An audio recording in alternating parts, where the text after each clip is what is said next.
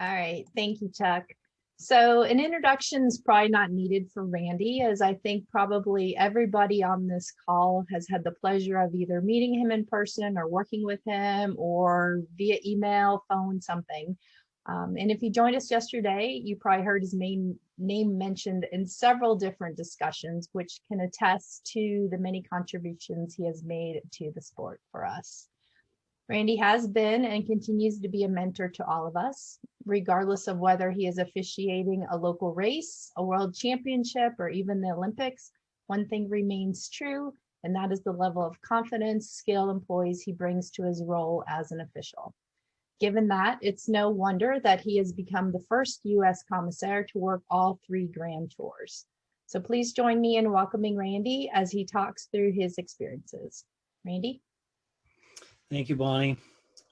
Really appreciate the kind words. And I would like to take just a moment to recognize the new inductees from the other day.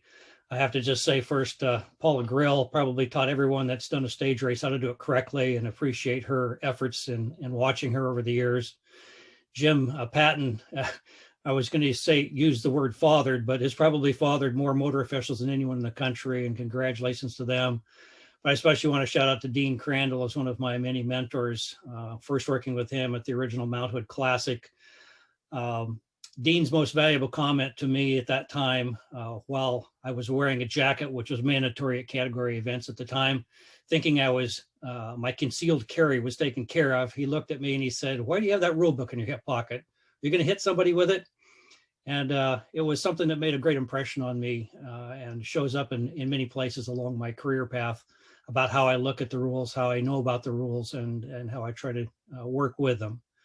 I appreciated some of the comments yesterday. I think that so often in racing in a small family, we're like a family. You don't always tell each other what you appreciate about them when you see them all the time. So it was nice to hear some of the words that were shared yesterday. Shout out quickly to Adam Meyerson, somebody who I found to be the most difficult organizer to work with, because he knows what he wants to do. But I've also found him to be the most organized and one of those people who is willing to take input. And I think that's the big key, wherever you can. Figure out how you can give input, how you can be valuable. Again, I know that everybody says they know me. I don't know everybody. I'm really bad at remembering names. And so for some of you that are here that haven't got a chance to meet me before, I've been an official since 1982. I was inspired to do that because my club needed help putting on their annual club race. I took an open test after reading the rule book and passed that, a test of some 20 questions, not a lot different than it is today. What is different now than it is then is that we had no career advancement path. We had no real understanding of how you move from one level to the other. And quite frankly, I honestly didn't care. I was one of a handful of officials that worked in my local community in Oregon. And I got to the point where I was working approximately 35 weekends a year because everybody had a race and we needed people to work them. So it was really quite difficult at the time. I probably learned the most early on from the then district rep at the time, Russell Morton. Russell was a really good racer who stepped in to help manage the sport after he ended his career. And what I learned from Russell is what I call his style of officiating was communist officiating. Everyone was supposedly equal, and you were empowered and expected to do whatever job needed to be done. So if there were riders streaming past the line and you were there, you were a judge. If riders were attacking across the center line, you were supposed to shepherd them back across and get them to race safely. If there was a result that was mixed up and somebody was protesting that, you were then the secretary to record the complaint and find the person to review it. During those years, I developed a reputation of an official who made calls because I could see them, because I could anticipate them. My years of racing, which were still active as I became an official and stretched into the early 90s on the track, always helped inform me about what was about to happen and why and what to look for. I've disqualified a number of people who were drafting, and they asked me later, how could you have possibly known I was going to do that? And I said, because I did that. I wasn't the greatest racer, but I certainly knew how to take advantage of things, so I certainly knew what to look for. Again, this is something you can develop as an official, whether you've raced or not. It might take longer, but it is something that you have to understand about any event.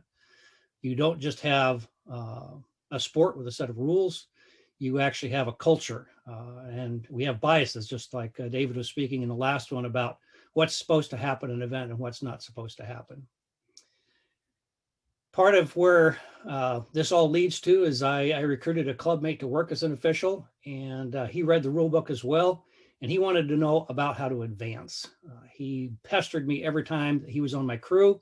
He wanted to know what specific experience he was getting so he could tally up his advancement to another category. Quite frankly, I probably never would have advanced if it hadn't been for him. I had a lot of pride in the fact that I'd been doing this a long time. He'd only been doing it about 3 months. And we ended up taking a Category 2 class that I believe Sean Farrell taught. And then I was able to attend a Category 1 class in 1991. Beth Estes and Sean Farrell taught that. And excuse me. It was at that moment that those two people inspired me to think about becoming an international official. I was able to attend what's the Category A or the Category 1 class at the time, akin to our National Commissaire's course. And I started a slow progression of preparing for what became a National Commissaire's course in 1993, and eventually taking my international course in 1997. Along the way, I think for myself, I was really lucky in that I was noticed and I had opportunities. I got to work the 1992 Goodwill Games because I got a call 2 days before the event saying, we need officials. I showed up and got to do that. I was noticed. I got to work the Philadelphia Classic. I didn't think it was getting any better than that. And then in 1993, I was invited to work at the Tour de Pont. Couldn't imagine my experiences getting more significant than that, but that was where I was at. And I think probably for myself, one of the things that Adam touched on yesterday is about what you experience. I helped organize races. And as I traveled further and further from my home region, I brought things back to my own community to help make racing better. In 1983, I was a founding member of what was to become OBRA. I helped promote races. I developed annual numbers for the members. We helped drive the purchase of highway signage, CB radios, safety lights for follow vehicles. And then thanks to something that Phil Miller had developed, we put together a State of Oregon Department of Transportation racing guide. So again, that became a part of foundation of what my career was to be. I was a racer. I was an organizer. I was on a board. I officiated. And I can tell you that probably the worst thing about me that I can tell you is that on the track, that was my playground. It was where I relaxed, and it's where I read the rules, and it's where I forced many new officials that I recruited to make interpretations that were well above their head, simply because I could read the rules and surmise that I could drive a truck through the middle of it. And that created many interesting situations and lots of great conversations that we had with other officials. So all of that, moves fast forward through many stage races and opportunities that I had here in the United States. And I ended up attending the international course in Ottawa, Canada in 1997. I had the good fortune of attending with Andy McCord, Noreen Landis-Tyson, and Phil Miller. All these people I'd met through starting my work career as an official. I admired them for their many specific skills and qualities they brought to their events. So attending the class together was something that lent a great deal of strength to an international experience. So the course was to be a test of my determination. Actually, this whole career path started, it was a big test of determination. And I started the first week. I like to sit in the front row because I like to make sure I hear things. I like to be able to know that I didn't miss something. So I was immediately caught a cold from one of the instructors who had had a horrible cold in South Africa at the Junior World Championships. He'd gone to teach a similar course in Kiev and caught another cold there. And he was on his third variation when he came to the United States and handed it to me. So we're concerned about COVID. I can tell you that cold was pretty similar. Quickly into that class, I was humbled very quickly when I was given a team car scenario to talk about. Go to the whiteboard and illustrate where everybody should be, what the positions of the commissaire should be, how we would manage the race. I felt like I'd done a good job. I looked up and the instructor just simply stared at me and he says, "Where are the team cars?" And my experience was limited. I'd only been in a few races where we actually had team cars. Even some of our biggest stage races, there'd only be a handful of team cars and the rest was neutral service.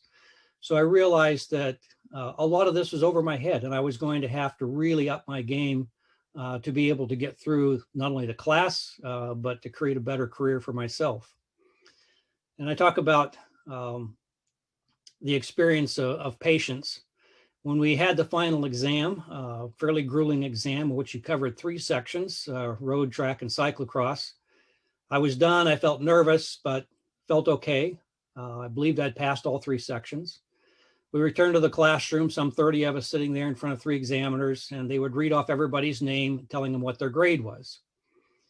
Well, at the end of the first session, which was road, my name wasn't called. And so I raised my hand and asked, and they looked at each other nervously and then looked back and said, I got a B. Well, a B is you pass, but you can't go to the World Championships at that time. That's since changed. They did the same thing when they went through cyclocross. And again, they didn't do that. They didn't read my name. I raised my hand and asked what my score was. They conferred quickly and said, I got a B again. And I was kind of going, are you kidding me? Because track was really my throwaway. That was not my specialty at all. And so when they went through the track, I asked again. This time they conferred a little bit longer and declared I'd received an A. So at that point, I was dumbfounded, crestfallen, and was really wondering where I was going to go with all of this. So you fast forward a few more years. At that time, you had to upgrade to become an A if you're ever going to go anywhere. And I paid my own way to Verona, Italy to attend the World Championships. I was there with a large group of people from Europe and other countries that throughout Asia and Africa that were there as well as B commissaires. And we had to work the event as assistant officials. That meant we studied late every night. And then we got up and went out and worked the events. And then on the last day, while the elite men's road race was going on, we would be called from our posts at a certain time to go in and take an examination. Well, as in that examination, there was the UCI Technical Commission that existed at the time. And one of the gentlemen was conducting the class or the testing in English. But unbeknownst to me, none of the other members of that panel actually spoke English, simply the examiner. So he would read me the question, I would record it, and then I would listen to him recite it in French to the rest of the panel. And I was scratching my head because it just didn't sound right. Something was a little bit wrong. I wasn't great at French, but I could understand fairly well. Anyway, I proceeded with the questions and answers and thought I'd done really well. And I had some fairly difficult ones about caravan order, about leaders' jerseys, dimensions, and who could wear it, etc. And when I went into the room with the other people, I was met by several of these commissaires from Asia and Africa who were just in total angst that they had received 3 questions about specific dimensions of the bicycle, none of which they could answer. I thought, well, I'm sorry for them, but hopefully it'll go well for me. We were all called back into the room, and the examiner started discussing that not everybody could pass. And it hit me immediately that I was the disposable American. And he announced later that I didn't pass. And he told me that my English was bad and that I needed to work on it because, up was down and left was right, etc. And it left quite an impression on me. And I realized that my country didn't actually hold any political sway at the time. These other countries were voting for management committee positions, and they were much more important to bring into the fold. And I simply smiled and said, I'd work on my English. So over the years, I started off in a position of sort of feeling like I was on the back foot all the time. The next development from the UCI was in 2002. They developed bringing commissaires from less cycling developed countries into Europe to experience the culture and the cycling at its highest levels. And after some less than flattering write-ups of these commissaires doing odd things like doodling on the back seats of leather upholstered vehicles, I wrote to the UCI commissaires coordinator and jokingly suggested they take an American to work experience and we wouldn't embarrass them. Well, they amazingly considered it. And the next year, a few of us got to go to Europe to attend events. I was lucky enough to attend the Tour of Switzerland. And there I was treated miserably by a Spanish commissaire who told me I was an idiot because I didn't understand French. I couldn't speak it, but I could understand him. And he thought I was of little use taking up oxygen until the day he couldn't handle a situation during the race that required critical car movements and started screaming at his driver, who only spoke German and English, in Spanish. So I stepped in and began to translate to the driver in English what was needed. That night, my Spanish colleague and I spoke about the experience. He'd been a commissaire for 7 years total, and he'd worked 3 Grand Tours. He had no cycling background, and he figured out at that time that I had over 20 years of experience. My takeaway from the Tour de Suisse was how different everything is in Europe and how that affects our understanding of the sport. Speak about biases, the terrain, the roads, the infrastructure, access to public facilities, public knowledge of cycling, and understanding of what is happening in an event that in the United States, we might see something similar in one event in 10 years. I also witnessed the most horrible style of crew treatment, where the president of the panel and another commissaire committed themselves to mercilessly teasing and annoying and insulting the other member of the panel. This reinforced my understanding of the need for creating a strong team at every event in order to get the best work from everyone. Amazingly, what I really saw there was that Americans were the most trained, but the least used officials in the world at that time. Now, the title of this session is The Grand Tour Experience. The real question is, how did I go from working 35 racing weekends a year in Oregon to working the 3 Grand Tours? This is the hard part because it's a cumulative experience that you don't realize you're getting all the time. But I quickly learned in my career, and this started with Dean asking me about the rule book in my back pocket because I was always worried that I might not know something, was that there's no substitute for knowing the regulations, all of them, and at least where to find them quickly. Secondly, that every regulation that could possibly be applied had to be tempered with what the situation is really about. Well, we really didn't need to apply all the regulations as discipline if we could prevent things from happening. Now, track is a little bit different than that sometimes. But by understanding how our work as officials affected the competition and how we interact with riders, gave them really clear choices about whether or not they'd follow the rules. Most importantly, was that I was watching a bike race as a spectator, or was I understanding the event so I knew what was needed and what needed to be done next? If you watch something develop and it's already happened, it's too late. If you watch something developing and you can take action, then you've probably done your job very well. One of the important habits I created, as Andy McCord mentioned yesterday, was to debrief my experiences with other officials, get their viewpoints and understand what they thought. My good friend David Leahy and I used to leave every event we worked, and we discussed the calls, the outcomes of the event, the people we worked with. And we made it a positive rule that we always, whoever we spoke about, if something happened that was wrong or there was a problem, we always left on a positive note for that person. What did that person bring that we didn't bring? So in other words, trying to figure out what everybody brings to an event. I think that this created my ability to sit back and observe and realize that everything doesn't have to be done my way. I can go to another country, somebody can do something completely different than I've ever done. And if they achieve the same result or nearly that same result, then I've learned something as well. It also gives me that opportunity to ask questions and probably guide people in a way that's not typical if you're the ugly American, by demanding that you do everything your way all the time. So I think for myself, it gave me the ability to know that I knew what I was doing. It gave me the ability to think that other people must know what they're doing. And until they clearly proved me wrong, I really didn't need to step in and tell them how to do their job. This kind of leads to some of the things we talked about yesterday, was knowing how much to officiate. What is our job and how well do we do it? What is the level of the race and what can you do? My early experiences taught me that I could only deliver the event that the race director prepared for.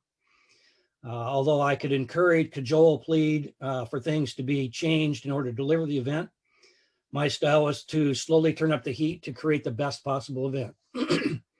But you have to understand that if you boil the spaghetti, excuse me, out of the pot, it's incredibly difficult to push it back in order to finish the meal. I had one experience early on in my career where I showed up at registration on Friday night, had a lot of communication in the organization. They told us succinctly that they had no need of the officials to help with registration, establishing the time trial start lists, etc. I graciously said, okay, everything looked in order, and I went back to my hotel. When I got up at about 4:30 in the morning to prepare to go to the race course, I saw the light of the organizer's hotel turn off. Thought, great, this guy's really on top of things. He's ready to move to the course even before I am. Only to find out that later that he'd completely cracked, could not produce a start list, and had gone to bed. This was early in the morning.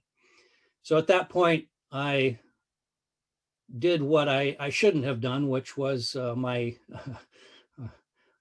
an enabler. I basically ran the event for them, including at one point driving my vehicle in the middle of an open intersection, stopping traffic and letting the field go through. Not the brightest moment in my career, but it was a learning experience that told me that I can only care as much about an event as an organizer does. What I've learned about in international events is that all events judge themselves against the tour and the road side of things. Every event that I've gone to, everybody's asked me how they stack up against the tour, even if I hadn't been to the tour. Everyone believes they have a great event. And again, my job is to deliver the best event they've organized from a sporting perspective. It's not my job to deliver a greater event than they've organized, but I'll try.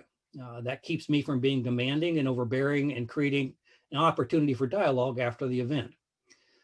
I'm not perfect at that, and I've had my moments of intense disagreement, as some of the officials that worked with me know, over the air, on the radio, when we try to get things coordinated. But I always keep the event success paramount.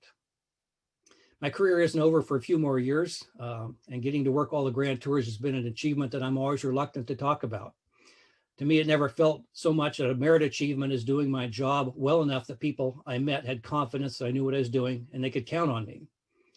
The simple advice that I gave Sarah Rodney recently when she asked me about working internationally was, don't be an idiot. That may sound ridiculous, but it simply means that you know the regulations, you know how to do your job, you can function in the midst of crisis without losing it, and others know they can count on you to support them. All of that comes from years of understanding communication, working with organizations, making clear communication with your teams, not avoiding controversy, making the tough calls, and especially not creating tough calls. And then finally, assisting everyone in the race that you're in, and especially your officiating colleagues. Now, I'll leave some time for some questions here, but I just want to really briefly talk about my 3 Grand Tours. What are they? As I said, everyone is either the tour or trying to be the tour. And I'll talk about those experiences in the order that I was allowed to do them. I'm going to make a little joke at the first of each of these and see if you actually understand them. The Vuelta Espana in 2012. We aren't the tour, pero somos mejor, but we're better. Everybody has a little bit of a complex when they come in. And what I learned there, in the US, often in caravans, we often pass cars forward and the commissaire follows. You don't pass cars forward in Europe because you may never be able to pass them again on narrow roads. You can't move cars too quickly when riders are being dropped. Pro riders who get dropped can still pace behind a car on an 8% grade, and they will. Long transfers aren't kind to any of the riders, teams or commissaires alike. 3 hours a day was normal at the Vuelta, and that's just in the evening, doesn't count the mornings. When you've screwed up a barrage, don't try to fix it, start a new one, sometimes at high speed and just in time. I once had a moment of a windswept course where the leaders were heading into the small town for the final sprint. A great selection had been made. We had moved cars forward, and the rear commissaires hadn't actually advised us that we were being caught. And suddenly the rest of the peloton was coming screaming back with the sprinters. At that point in time, I knew that they were going to come back in unless I took immediate action. My driver, with very little understanding, because he was a Basque person, and I was trying to speak Spanish that I learned from Mexico, to drive forward at high speed, pitch our car directly behind the President Commissaire's panel, slam on the brakes, pull all the cars out, create enough of a gap that the riders didn't catch. I never felt so nervous in my life that I was going to screw something up at a Grand Tour. And then the fun part's about where you're at. I never knew that the Spanish ate seafood every single meal. And then finally, even a 70-year-old Belgian commissaire working his last race knows how to have fun when ice cream is delivered to your car during the race. Always makes me fondly think of Dave Miller, who delivered ice cream sandwiches to us in the middle of the Philly races. So the Tour de France in 2014, we are the tour. That's called the Gaelic Shrug. What I learned is that even the biggest race in the world, you can gain something from my experience. It's really easy to go into these races believing that you actually have nothing to offer. After our commissaire's panel was berated after the first serious stage by a race manager for not knowing the climbs and descents and moving our vehicles in a manner that he didn't like, I asked if we could have a daily briefing on the most technical portions of each day's route, because of course he had seen them just days before, just like Chuck Hodge and everybody at Medalist always did. They started doing it. It actually helped. In the middle of a near typhoon, a famous rider flats after there are only 20 riders in the front group and I'm comm 3. The race director asked the chief comm on the radio if I know what to do. Swallow your pride and keep doing what you need to know, what you know needs to be done. Be sure of what you've seen and ready for the world to act on it. I reported a rider towing back to the peloton at 100 kilometers an hour after a long climb and a really long descent. I was thinking we would discuss it after the stage. After all, that's how we train people, observe and report. The next radio tour communication announced the rider was out of the race. That was really hard because I had to argue with that person with other duties I had to perform at the end of that race. Stages start by packing your luggage at 7 a.m., eating by 7:30, transferring several hours, and when you're done with a stage, go to a car wash and line up with several other 100 vehicles and eventually get to your hotel around 10, start again around in 8 hours. Maybe you exercise in the morning and start all over again. By the end of the second week, it actually felt normal and it just felt like a job. It didn't feel like it was a special thing. The other things you learn is even the French have bad cuisine and truck stop hotels. And finally, the tour is just a big bike race with a small family. Even Christian Bertome and Bernard Hinault will drink cocktails mixed out of the back of a Sprinter van with the commissaires on the next to the last day. The Giro d'Italia, I was blessed to work that in 2017 and be assigned as the president in 2018. So if you're going to think about the Italians, it's basta, the tour. It's an eye roll. It's a hand gesture. Our ancestors were the Romans. Nothing existed without us. Non prendimi giro. Don't be teasing me about this. So for me, the most important thing about working in Italy or working with Italians is understanding body language and hand gestures. That should be your first question about communication in Italian, because so much is said that is never communicated in words and that you'll ever understand. One of the important points I had to learn there was tough calls have to be made, but you don't have to make tough calls. With the advent of essentially the television referee, every single call that we made during both Giros, 2017 and 2018, developed from what was seen on television, not directly by the commissaires. One of the calls that, or actually two calls that were tried to be made there, were brought up by the Italian commissaires who had seen a rider on television throw a bottle at another rider. So they insisted that we should take action and the rider should be sanctioned for aggression towards other riders. The president left it up to us to vote. We had outvoted our Italian colleague and said we didn't think it was enough to justify this. Within minutes of having made that decision, television came on and showed the rider who had thrown the bottle having crashed the day before and having abrasions from his right ankle to the top of his head from a crash he was in the day before. And in that particular video clip where he threw the bottle, he felt threatened by another rider and was angry because he thought he was going down. So if we had made that call to sanction him, immediately television would have shown us being really, really harsh with somebody who had been injured seriously the day before.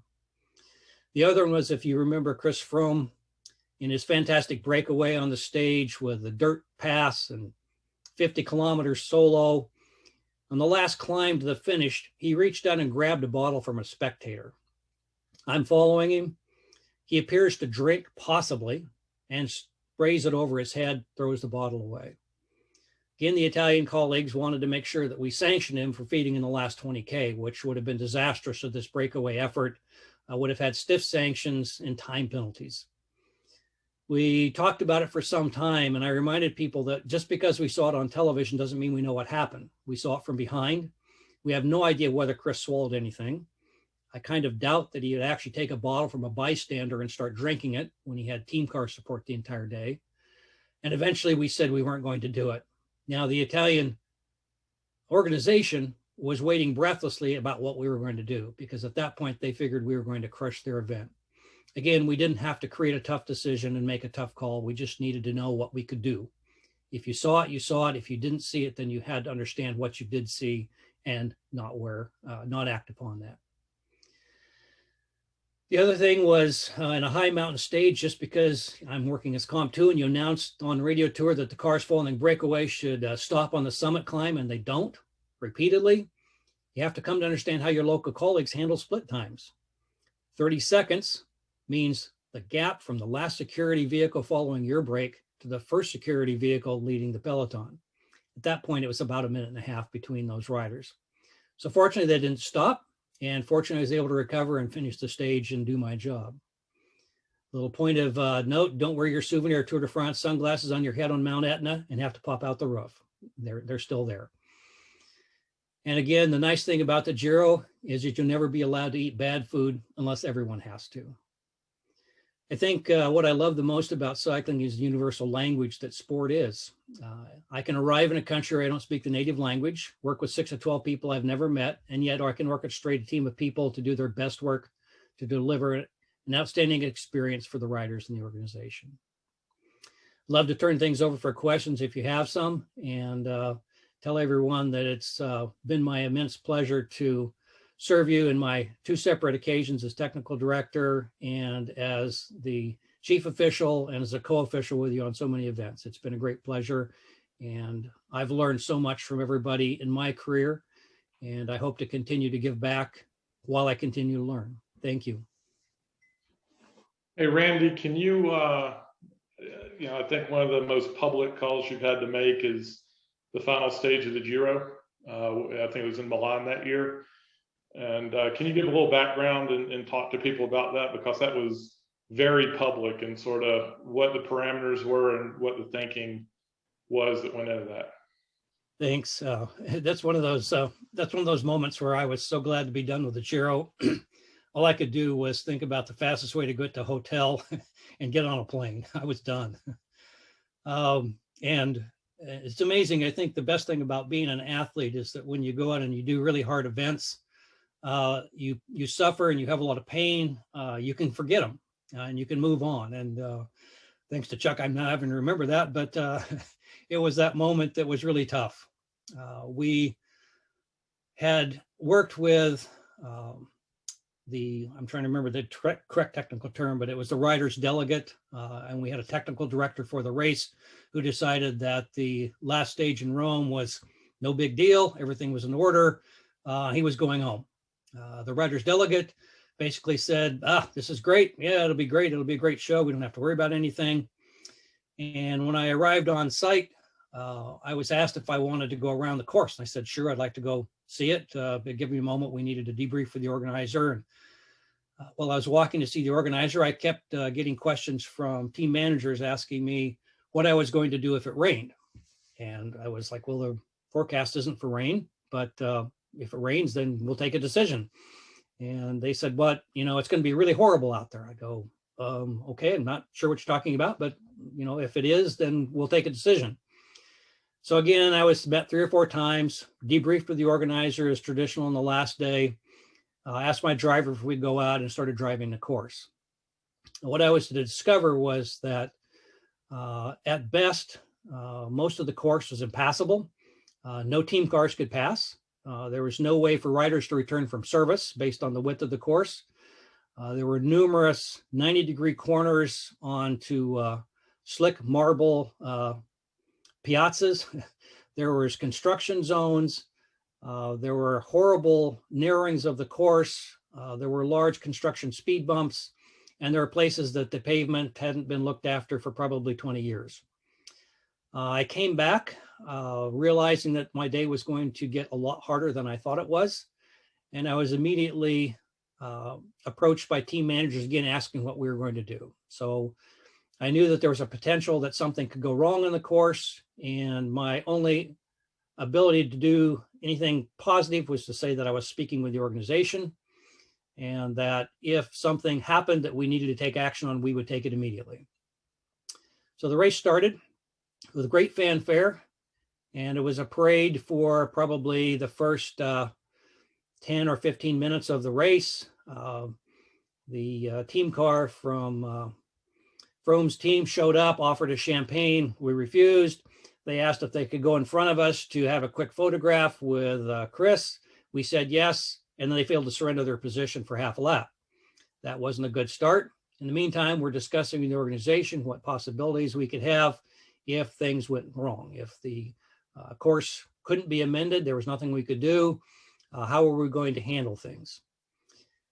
Shortly after the first lap, and I'm talking with the organization on the radio at the Giro, the radio tour operator, the organization's representative is in the car with you. She's doing an Italian radio tour. The other radio tour is being done in the forward car with the event director. And we're discussing this, and I can tell you that the Italian attitude becomes very excited. And so there was a lot of screaming and yelling on the radio about everybody trying to ruin their race. But we had the sprinter from Italy, I'm going to blank on his name right now, and Chris Froome come to my car and basically start telling us that we were going to kill people, that if we allowed this race to go and we just didn't declare the Giro done, that people would die. Because if we didn't, Chris said that he would send his riders to the front and they would ride so hard that nobody could ever get to the front and people would kill themselves and die. We had the Italian sprinter come up and tell us that everybody would die because it would just be too dangerous, that at any point in time, people would crash, that the sprinters would have to take the risks they needed to take, and nothing good would come out of this, and that I had to declare the race over the next lap, and that they would ride it as a parade race, and they would finish. So in discussing this with the organization and my race representative in the car, who's also a commissaire that I had done many events with, as we talked about this, started to go over all the permutations. If you declare the race over, do the riders have to finish? Yes, they have to finish. So when are we going to do this? So we agreed that we would do it to the last two laps would essentially be neutralized. In other words, the sprinters could go off and do their thing, but everybody would have to ride to that point. Again, more arguing. The organization said absolutely not. He would accept the last lap, but not 2 laps to go. More arguing. We had the riders come back to the car again, ensuring that we were going to be killing people by the actions we are taking. Live television is zooming the lens into the car. I'm getting text messages from the United States saying, "You're on TV," and letting me know that this is a big decision at the moment. So at this point, we've now, I think we're into our second lap, maybe into the third, and we finally make the unilateral decision that we will declare the race over on the next crossing of the line. Time will be taken, and that from that point, the riders have agreed to race, and they will finish the event. So we announced this to the caravan, and this is in lap 3. We're going to cross the line in probably 2.5 minutes. And what happens? All the riders, including the leader of the Giro, decide to just stop. A lot of them stopped to pee. A lot of them stopped to talk to their team cars. A lot of them decided they wanted to do something else, at which point I pretty much lost it. I might have used some expletives out of the top of the roof of the car and just said, "Are you kidding me? We've just negotiated this because you're going to die, and now you're stopping. And I told you we're taking the time on this next lap." Everybody hustles back. Team cars get people back in the race. We finally get across the line. We take the time, and now the race is supposed to be on. Now what happens? You know, it's a dangerous race and people are going to die. That thing is lit up like a firecracker. It is now really fast. People are losing chains. They're flatting. They're off the back. They have no chance of ever returning, and it's not slowing down. But Chris Froome has decided to slow down. As this race continues, we are now not really managing a race. We're managing a fiasco. So we are talking entirely about where the back of the race is and where the front of the race is. We came within 30 seconds of lapping Chris Froome, which at the Giro would have looked incredibly stupid. And I would have looked even stupider because we've already said your race is over. You've won because we've given you the time. And all we could do was simply manage that clear to the end. Now, the average person watching the crowd got to see a great battle with the sprinters. They got to see Viviani take the stage. They got to see what they came to see, and they all went away happy. It was a big show. For me, I was a nervous wreck. Felt like I had done the worst job I'd ever done in my life, and really didn't even want to meet with anybody. After that event, the event starts to evaporate very quickly. It was hard to find my colleagues. It was hard to find the organization. It was hard to find our room to have a meeting. And literally all I want to do is go back to the hotel. But it reminded me that at no point do you ever get to relax. Do you ever get to say, it's taken care of, it's over? Because something can always happen. And it's a little late in my career to have learned that. But at this point in time, it's never a given that everything is okay. Again, if I had taken that lap really early, I don't think it would have changed, because we were actually in negotiations a week out as to whether the stage would actually happen, whether Rome would actually let the shutdown happen, and whether we could actually conduct the event. But at this point, there's no way you're going to move kilometers and kilometers of barricades. There's no way you're going to make the roads wider. It is Italy. There's no way you're going to make it any safer over the cobbles, but you're going to have to deal with what you have. So at that point in time, again, after several other calls that were made and the amount of television and press that I got, I felt that I handled it well. It's just not one of my best moments. But again, the point being is at some point you actually have to make a decision. You have to be calm, and you have to present enough poise that people will believe you and actually work with you. So Randy, one of the things I think it was Steve Johnson commented on yesterday, that as officials, we are like right there in the midst of it. We have, especially for road racing, we have like the best seat in the house. And he also commented that also some of the officials are the biggest fans of the racers themselves.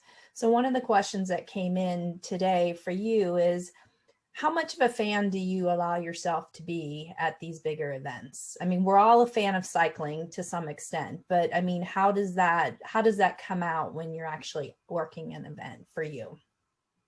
I think that started pretty early for me to be a fan of the sport. And for me, being a fan was understanding the racing and what efforts had to be taken. And as I became an official, my being a fan of the sport has always been watching the commissaires. I don't know how many of you, watch the Tour and the Giro to watch the racing or to watch the cars and the car movement and what the commissaires are doing and why they're doing it. So I've worked to understand who people are. I'm a fan in that I know the teams, I know the stars, who they are, but I can't tell you that I would recognize them if they were walking around without a helmet and sunglasses. So for me, it's been sometimes a disadvantage, because many of my European colleagues are on a first name basis with many of the riders. And I don't think that's a bad thing, but for myself, it can be a distraction. If I see a rider do something and I know which jersey it is, and I eventually read the number and I eventually read the name, I've had very clear thinking about what I've seen, what I know I need to do, and that name comes as the final piece. Sometimes that gives me a big gulp because there's a big penalty that has to take place. But I think if I knew that person ahead by sight, maybe I wouldn't have taken the same decision. So I allow myself to be a fan, but I always try to keep a little bit of professional distance. I don't think at an event, everybody wants to be my friend. And I learned that the hard way over many, many years. But on the other side of it, it's a really small family. If you're at the Tour Down Under, you're standing at the same door to use the single toilet that's provided for you and the 150 or 200 riders, and you get to chat with them. So I admire those people that are willing to be open and talk to me as a commissaire. And I basically go out of my way not to interfere with their day, their preparation. I never take photographs. I never get autographs. That's just never happened for me. Although I've desperately wanted to do that at times, but in the end, I think it served me to be recognized as a professional. So I think that's my perspective on being a fan. Okay, and earlier in your talk, you kind of talked about the opportunities that were afforded to you as you were kind of coming up through the ranks. Could you talk a little bit about how newer officials, or those officials who really want to try to advance their career and maybe have aspirations of becoming an international commissaire, like how would one go about doing that? And what would be your recommendations if they were trying to pursue that? level of officiating, I guess? You know, I have to speak really honestly about my own experience in that at that time, there were a lot of races. There were a lot of stage races. I started racing in 1980. And at that time I could enter what they called a novice criterium with $1,000 prize list. There was money in the sport. There were lots of stage races and events, both East Coast and West Coast. And so I had the opportunity of, and I'll go back to my philosophy, don't be an idiot. I showed up, I did my job, I was competent, I didn't try to be better than I was. And I was noticed by people who started to see me and started to encourage me to advance. So I think we all have a tremendous duty to look for people who are doing a good job and to be noticed. And that comes from asking questions. I think that's probably the biggest thing that can happen is for people to ask questions from people who have more experience. I'm often told that people are intimidated by me, and I guess that's the possibility, but that's not ever been who I think I am. But I do appreciate people asking questions. Why did you do this? Why did you do that? I was trying to do something, but it didn't happen. What do you think? That's how you get noticed, because it shows that you're thinking. If you show up at a race and you're a wallflower and maybe you did your job, maybe you didn't, you just disappear, it's hard for anybody to recognize you. So nowadays, I think with some of our requests for, would you like to mentor at a race? Can we put people into mentorship positions? Are a good way to do it. And I think it's also that desire to make yourself available. There's that sacrifice that has to be had. I'm not sure that my career would have turned out the same if I would have had to chase all over the country to find events that I could get experience at. So I can't fault anybody who finds that cumbersome, but I think it's one of the better ways of actually getting to an event. I want to go work it. I want to go see it. As Adam spoke the other day, go to an event and help. You get to hang out with the officials if you want. You get to do a different job. You get to see a different perspective. You get to see how you interact with the officials. People will remember you. You work on a timing crew. Work again with the organization, whether it's doing signage or marshaling or driving, et cetera. There's so many ways to fit into the racing scene as it is, make a positive contribution, and then learn. I think my best experience ever in terms of understanding how I could work in a caravan situation came from working the cycling classic in Bend, Cascade Cycling Classic. Jim and Marilyn Allen were the two officials assigned to the men's event. I was the only official assigned to the women's event. And I listened to their radio talk. I understood really quickly what was happening out there. And I understood that I had a bit of a gift for being able to see a race in my head. That's something I developed early, and it created my understanding within the event, which then gave me the chance to eventually be the president of that event and have people tell me that it was being run like the Course Classic. I'd never seen the Course Classic, but it gave me that ability to have intuition about what I needed to do. So again, you always have to practice wherever you're at. Wherever you're at, what can you bring back? If you're a new and upcoming official and you can go someplace and learn something new, bring that back to the local organizer, bring that back to the local racing scene. You're going to grow, and you're going to see cycling grow around you, which starts to create the environment that develops you, and I believe gets you noticed. Okay. So Randy, I know you've worked across all the disciplines, probably not BMX, but I know probably some mountain bike. If you had to pick your favorite race, whether it be something big or something small, or favorite event to work, what would that be? Well, I was sitting there thinking about some of my experiences, and one of them was in, I think it was 2012, 10, I can't remember now, but I was assigned to the Vuelta, Cuba, and I had to go through incredible details of getting a visa, getting permission from the Department of the Treasury in the United States, not the State Department, to go there. And they actually asked me to list all the countries I'd been in the last 10 years. And at some point that was over 30. I was on the phone with Andy McCord and Noreen and other people trying to remember events that we'd done and where we'd done them. So for me, it's really hard to pick out a favorite event. I mean, I think that the races where you end up having to make really tough decisions become favorites. You know, like Chuck said, I don't have any disappointment about the Giro in years of retrospect afterwards. I was at the World Championships on the track when The electronic gun shot itself twice during the gold medal of the individual pursuit. And I had to make up a rule, which eventually became a rule because it seemed to work. I think those are the days that, I remember the most. I think my Grand Tour experiences were great. And I think, the thing that just struck me right now as I'm sitting here was on the last stage of the tour. It's a time trial before we went to the Champs-Élysées. And a rider shows up and his bike is horribly out of adjustment. It doesn't even come close to passing. This is back when we had to measure everything from handlebars to saddles, and his saddle was tipped at about 9 degrees. It'd be probably legal now, but it wasn't then. And so he said, well, what do you want me to do? And I said, change your seat. And he goes, well, my mechanic is gone. And at that time, Shimano was out on the course following people. His team had actually taken VIPs out and left him on his own. And I said, you're going to have to adjust the saddle, at which he took his hand and did a huge windmill motion, smacked the nose of the saddle. I calmly put the bike back up, measured, and I said, 3 degrees, you're good to go. It's that moment of knowing that, you're as much the little guy in the race, just as the riders are. You're a part of making things happen, and wherever you can fit in is really important. So I've had so many great experiences.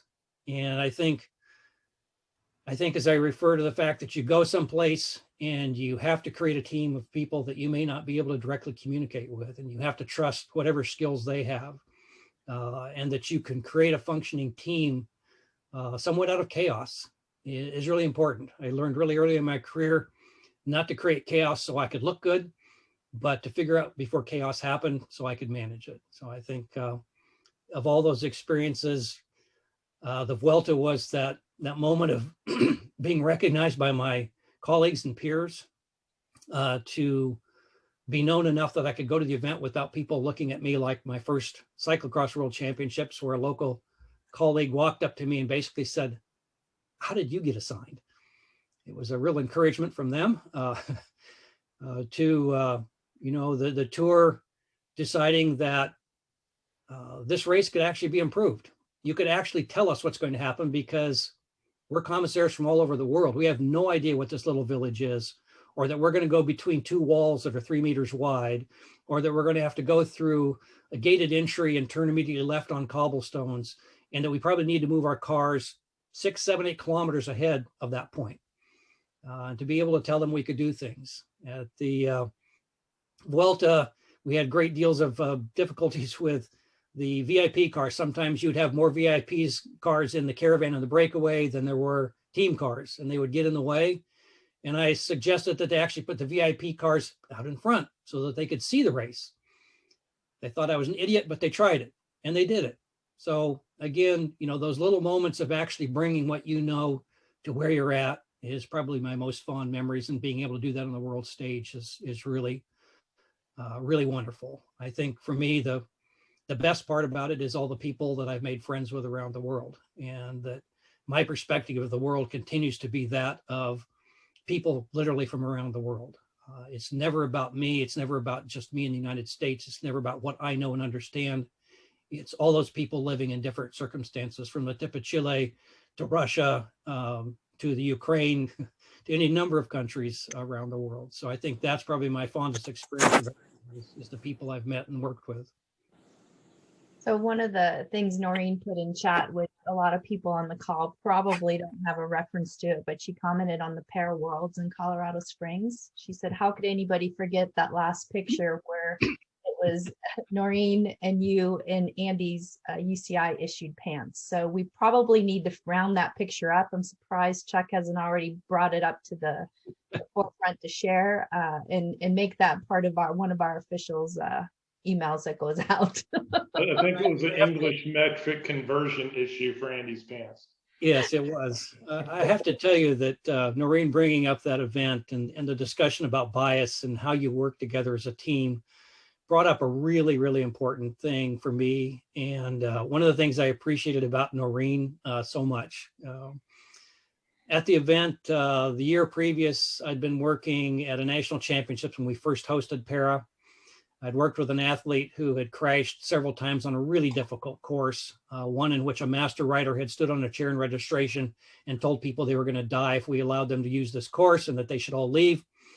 This athlete had crashed 3 times in a driving rainstorm, and without his lower limbs, had marine crawled back onto the road, pushing his bike in front of him, got back up, finished the race, and declared it the best thing he'd ever done. The next year I see him at the Para Worlds, and he sees me from across the velodrome. And first thing I notice is this guy yanks one of his prostheses off, holds it in the air and goes, Randy, carbon fiber. And his name was Juan Valdez, and he was now hosting a new prosthesis that was carbon fiber, and he was quite proud of it. But the special moment at that event was when they wanted to know how we were going to run the team sprint, which you can imagine is completely different than what you think of as normal team sprint, because people have very different abilities and we have different categories or classifications of people that have to ride together. So they came to ask Noreen, and Noreen was giving that example. And immediately the people who spoke Spanish looked at me and wanted to know what was going on. So I started translating. And after we got done with that, Noreen came over to me. And if everybody knows Noreen, she looked at me, she smiled sweetly, and then she grabbed me by the lapels and drug me down and said, "Don't ever do that again." I was, "Well, what was that?" And she goes, "When you started speaking, people stopped listening to me." And I was like, "Oh, okay." She says, "I'm in charge. I have to make the decisions, and I need people to pay attention to me." And it was a great lesson to remember that you can have all the information in the world. You can have things that you can help with. But if you're going to be the commissaire in the back of the room asking questions at the team managers meeting, nobody's going to want to work with you again. So again, a great event, and something I learned, especially that Noreen worked really hard, was to command attention. As a woman, I've always seen her as, very in charge. I've never had any concerns about working with her, but that's not the universal world. As I've moved around the world, the whole issues of machismo are huge, and I've taken it upon myself to really recognize the hard work of the other commissaires, especially the women. At the Tour of Poland, the chief judge has to be an international commissaire. That person did nothing the entire time I was there except drink coffee. It was 3 women judges from Poland that did all the work. And I especially wanted to recognize their efforts because they did a great job. And the fact that that other person handed me those results every day was quite meaningless. So again, recognizing people for the work that they do is a critical task that I think we have as presidents, leaders of our juries. Well, Randy, I think I can speak on behalf of everyone. Thank you for sharing your wisdom and your experiences with us. As we talked about being fans of bike racers, I think we can also say we are all probably one of your biggest fans as well. So we can be fans of officials and see the greatness that they do and the contributions they make. So thank you again for your time, and glad you could join us today. Thank you very much. And I'll just simply say that my career is based on the careers of many other people that came before me. And I hope that many other people's careers will be based on whatever I can offer and other people have offered them, because I will continue to say, if you haven't learned something at a race, you should stop, because at that point you're not growing. So thank you very much, everybody. Randy and Bonnie, I had a question come through to me from Ben that's for Chuck and Randy, but it says, it's from Ben Atuno. What is being done from the UCI institutional level to mitigate the Eurocentric bias in cycling so that non-future European officials don't have to experience some of the overt bias that you and others have experienced in the past? Yeah, Randy, I'll probably address that first. Yeah. That's okay. Aside from my job at USEC, I'm actually lucky enough to be on the UCI Commissaire Commission. And I mentioned that a little yesterday in regards to the it's the strongest and people I respect most on that commission, first of all, are the women on it, including the president, Catherine. I will say it is made up of people all around the world. And we've got a Cuban, me, an Australian, a gentleman from Japan, and the rest are Euros. There is a lot of thought being put into not necessarily America, but developing, I'll call them cycling developing states. And a couple of initiatives that have happened there is we're actively working to bring commissaires. I think to start at the top, we're actively bringing commissaires from countries that don't have much top level racing to countries that do. in order to experience what that looks like. It was an example, Tour d'Avenir in France. They're bringing riders, that used to be the test event. That's where I went, is my test. Now is being used to bring riders before they even get to that level of the international level.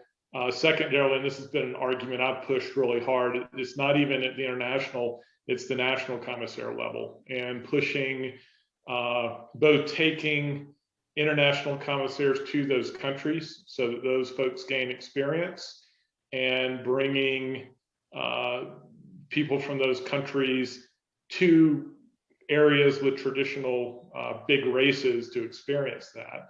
And there's a big initiative going on. We've seen it. There's been some things with, for instance, in South America, English is not very widely spoken. No, there's French, and the ability to understand that and not be stuck to a script. So elite national commissaires now can take that class in Spanish instead of English and French.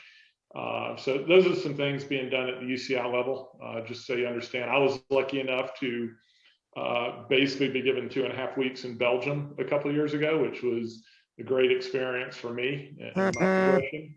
And yeah, Randy, you want to talk more what you've seen? You know, I think that there's that desire to do that. I think one of the things that I can simply pass on, and I've received this criticism from people about, I only care about international cycling, or only care about big events. Quite frankly, we can have 20 years of experience at criteriums, but it's going to do us no good in a road race. And again, my goal and desire as I moved up was to bring things back to my community that gave experiences that were more similar to the rest of the world. We're trying to fit into a sport that isn't conducted the same there as it is here. Roads are open, police support is there, there's public knowledge about why the roads are closed, what people are doing. And so again, one of the things we can do is to work to create the situations that allow us to become experienced in a similar manner. With our national commissaires courses, we brought in international officials to help teach those, both in road and cyclocross and in track. And we work to understand that there are so many levels of the sport. We have to be able to walk out to the collegiate criterium and do a great job there, as well as move to something like the Tour. We have to be able to understand that there are different levels, and that if you never practice those upper levels, you're going to be at a disadvantage, which means you're going to have to work really hard. And as many women have done, they've had to work extra hard against that glass ceiling to get where they've gotten. I can say proudly that the fact that we can report that we have approximately, I think we actually may have more women officials in the United States than men at this time, is something that I'm proud of. I'm proud of our country, and I'm proud of USA Cycling and how we've moved forward and tried to move people into those positions, let them gain that experience and leadership, because the rest of the world isn't there. And so for them to say there's some inequities here and we'd like to work to address them, I think is a great goal. But I think it comes down to each of us also to understand that we are asking to fit into a system that we don't see very often. And so in doing that, you have to approach it with patience and some humility. Great, thanks, Randy. I appreciate it. We're gonna get ready for our next segment here. I'm gonna take you off spotlight, Randy. Thanks. I'll tell I think Randy hit it on hit the nail on the head that we all learned from the previous generation. For me, my Cat 1 class, my instructors were Randy and Andy. And I don't know if they remember it. And several people on this call were students in there, Dave Folks and Cindy Jorgensen. And just the thing I learned was it was all low key and stressful, but enjoyable, and everything was fine until it came to oral test day. And Randy and Andy, I mean, who had been, Randy's was dressed like he is now, maybe more low key. They all come in their UCI uniforms, ties knotted perfectly, walking the walk. It was a complete change in attitude. And then this woman walks in who I'd never met before, who scared the hell out of me, and it was Noreen. And it was, but I think the shock factor was there. But yeah, now it's passing on to the next generations. So, Randy, thanks, and we're gonna move on to our next next presentation here. So we have